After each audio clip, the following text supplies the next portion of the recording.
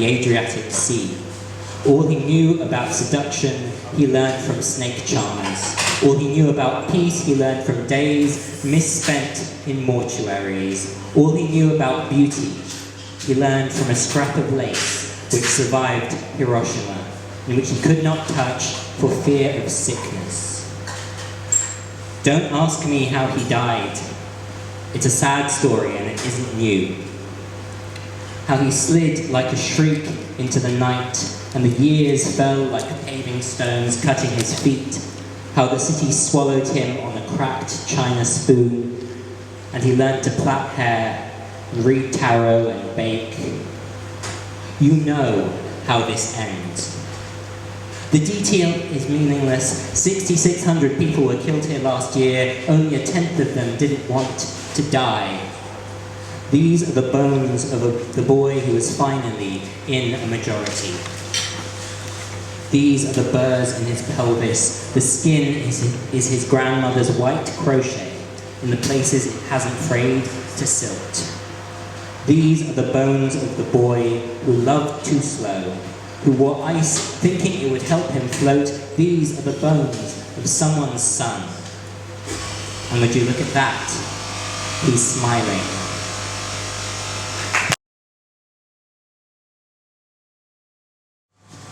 Guy shoves palms into pockets, walks past me in the street, says, "No blacks in the Union Jack."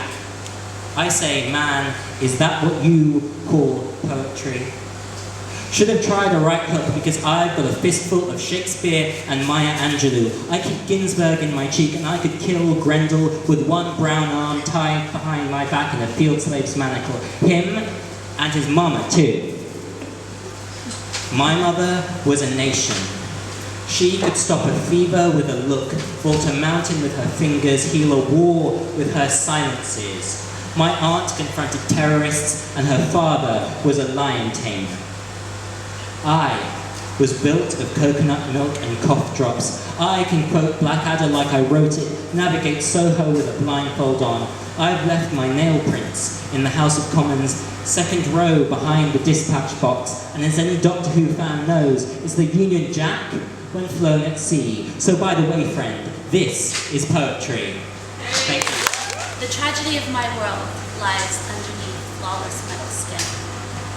Reflecting metropolis lights, reach the crevices of my carefully jointed elbow, designed not to hold secrets and shadows.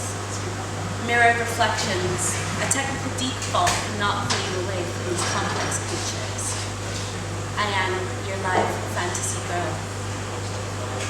No, let me take your muse and ride her out an open window. Catch the wind before you have a chance to lean back in.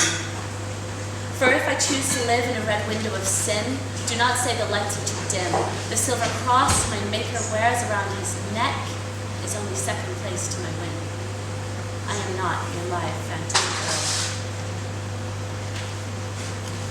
My mother taught me a witch's daughter to draw power from neon moons, to sharpen spells with ivory teeth,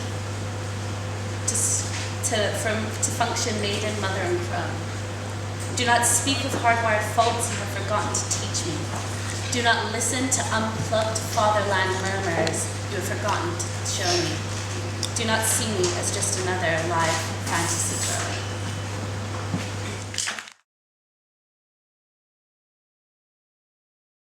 So this was actually with help from TK's second year LA513 Creative Writing Group last year. And this is my homage to all of them. The Learner. Chewing gum grey bras hang off the radiator while you and I lie in sheets of skin and sweat. Too hot to touch, still too empty of longing to want to. We meet at points that were strangers just last night and now they share the same dismal morning air.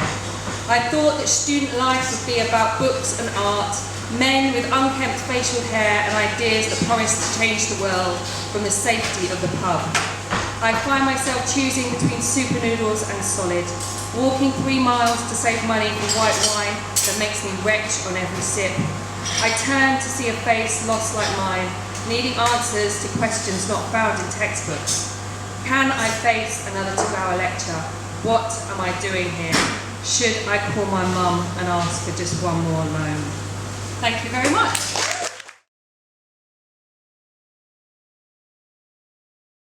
So again, this is one of the wonderful poems that was in last year's anthology. So this is the kind of calibre we're hoping for, folks. And it's entitled Speak. I feel hot. Red hot anger surges through me. I press my lips together and I keep silent as I've been taught. When you're only seen and not heard, you learn to hold your thoughts. My mind whirs, and I beg my anger not to turn to tears. I keep it, nurture it, I let it grow. I lie awake and hold rehearsals in my head, words which should have been said. It torments me, so that when sleep comes, I dream in purple, white, and green.